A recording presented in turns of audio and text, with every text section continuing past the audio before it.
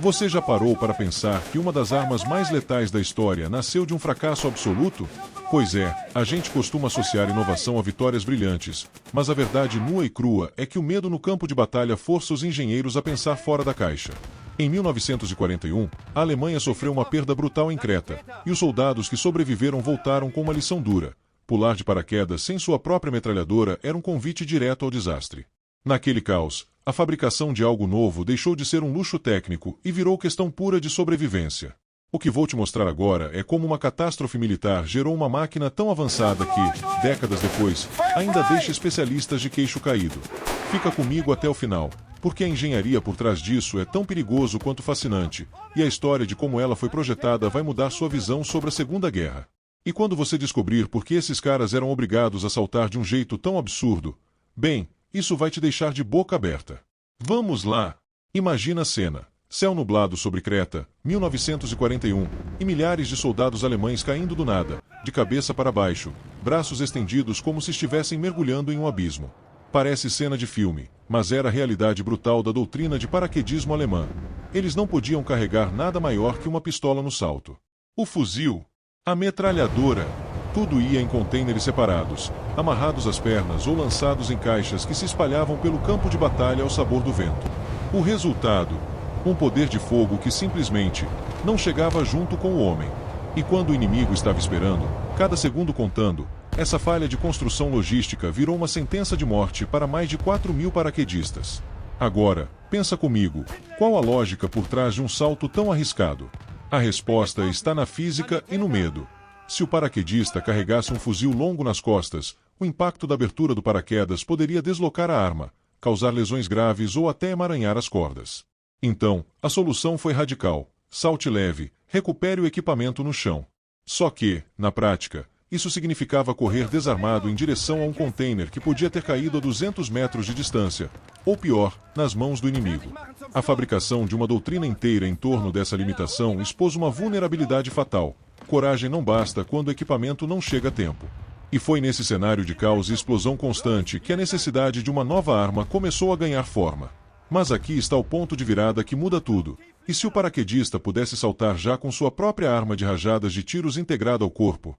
Uma arma compacta o suficiente para não atrapalhar o salto, mas poderosa o bastante para dominar um setor assim que os pés tocassem o solo? Essa pergunta, nascida do sangue derramado em Creta, foi o estupim para um projeto secreto de equipe de engenheiros que trabalhava contra o relógio. O que eles criaram não foi apenas um fuzil, foi uma revolução em metal e munição. E é exatamente sobre essa máquina lendária, a FG-42, que vamos mergulhar agora. Porque o que vem a seguir é uma aula de como transformar desespero em inovação.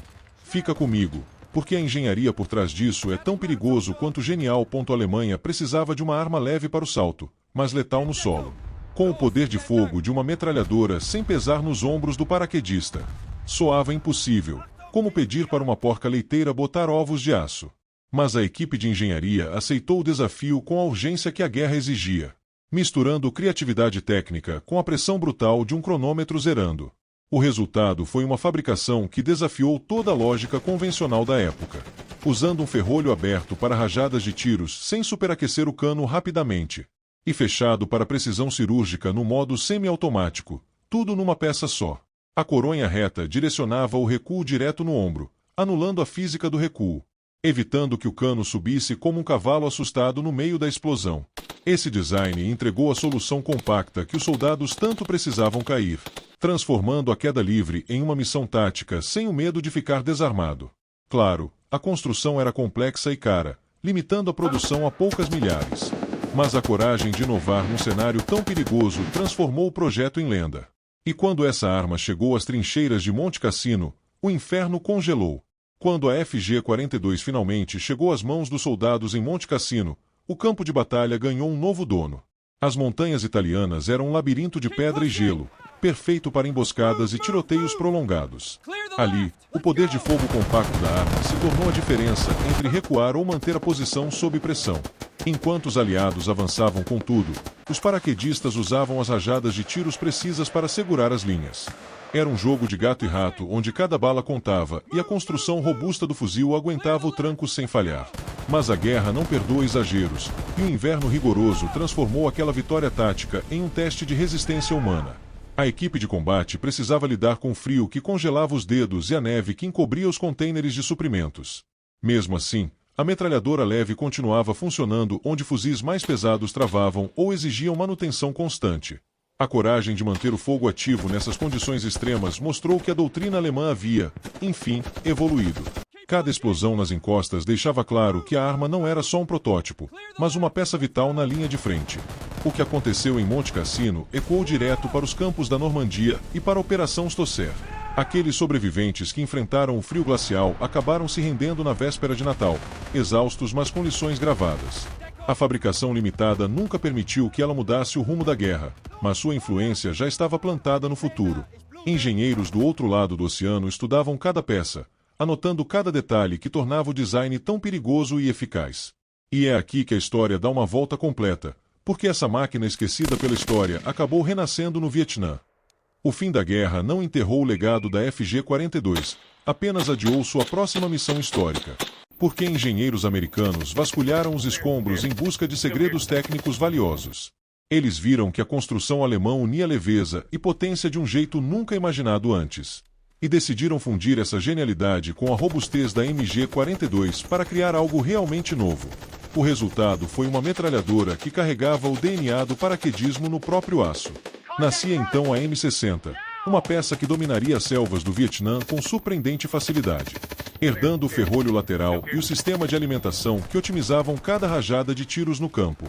A fabricação americana simplificou o processo para a produção em massa, mantendo a alma original, provando que uma equipe disposta a aprender com o inimigo pode virar o jogo tático em segundos. Hoje, colecionadores pagam mais de $300 mil por um exemplar sobrevivente intacto. Essa trajetória mostra como o perigoso campo de batalha força a evolução contínua do poder de fogo, transformando tragédias e cada explosão silenciosa em ferramentas que protegem os soldados reais. A coragem de reinventar a doutrina militar é o que separa os exércitos que sobrevivem das cinzas.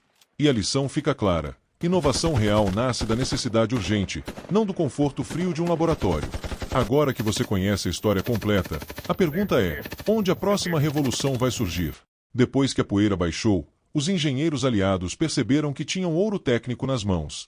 Mas não bastava copiar peças, era preciso entender a lógica por trás de cada parafuso e mola.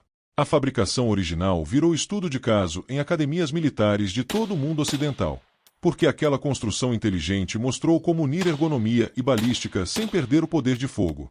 Até os soldados em polígonos fechados notaram como uma metralhadora leve mudava o jogo tático. O segredo estava no ferrolho que alternava modos de disparo com uma transição quase cirúrgica, permitindo rajadas de tiros controladas mesmo sob a adrenalina de um combate corpo a corpo intenso. Quando a equipe de testes ajustava a coronha reta, o recuo deixava de ser um inimigo imprevisível, transformando cada explosão de pólvora num empurrão firme que o ombro absorvia sem desestabilizar o tiro. Era perigoso ignorar esses detalhes, pois eles definiam quem voltava vivo para casa ou não. Essa herança técnica não ficou presa em vitrines, mas foi digerida e remodelada por décadas, influenciando desde os fuzis de assalto modernos até os sistemas de apoio leve usados hoje em dia. A coragem de desafiar padrões rígidos abriu caminho para uma nova era de armamento portátil, provando que o verdadeiro salto tático acontece quando você escuta as lições cruas do campo de batalha. E se essa evolução continuou moldando doutrinas, o que vem a seguir vai conectar tudo à sua realidade. A gente nunca conta essa história sem lembrar que por trás de cada parafuso havia vidas reais. E os soldados pagaram um preço altíssimo para que a teoria virasse prática no chão de areia. A fabricação acelerada sob pressão de guerra cobrou seu tributo em testes arriscados e ajustes brutos. Mas foi justamente esse perigoso caminho de tentativa e erro que lapidou o desenho definitivo. Quando você entende que inovação nasce do caos, enxerga a construção militar com outros olhos. Nenhuma metralhadora lendária surge do nada. Ela é fruto de uma equipe que nunca aceitou o impossível. Ajustando o gatilho, recalibrando o cano e estudando cada falha como se fosse um mapa do tesouro. O poder de fogo entregue não era só sobre destruir, mas sobre dar confiança para quem avançava primeiro. Porque rajadas de tiros precisas salvam vidas tanto quanto protegem territórios no meio da explosão. Essa mentalidade de adaptação contínua é o verdadeiro segredo que separa um projeto bom de um eterno. O tempo passa, os conflitos mudam, mas a lição por trás desse design continua validando estratégias atuais, mostrando que coragem não é ausência de medo, e sim a decisão de agir com inteligência sob pressão. Quem estuda essa trajetória percebe que a engenharia militar é, no fundo, um espelho das nossas escolhas diárias. E que cada inovação carrega um pedaço da humanidade que ousou questionar o status quo sem recuar. Agora que você viu como tudo se conecta, prepare-se para a virada final que vai mudar sua perspectiva. Agora que você entende como um desastre moldou a arma mais avançada de sua época, quero que você aplique essa mentalidade nos seus próprios projetos. Transforme falhas em combustível para criar soluções melhores e mais eficientes. Qual lição dessa história mais te impactou e como ela se conecta com os desafios que você enfrenta hoje? Não espere o cenário mudar sozinho. Tome a decisão de estudar a fundo, adapte o que funciona e execute antes que a oportunidade passe para outra pessoa. Se você quer desvendar mais histórias de engenharia militar que mudaram o mundo, inscreva-se no canal agora e ative o sininho, porque o próximo vídeo vai te deixar sem fôlego. Comenta aqui embaixo qual arma ou conflito você quer ver no próximo roteiro e bora manter essa conversa viva.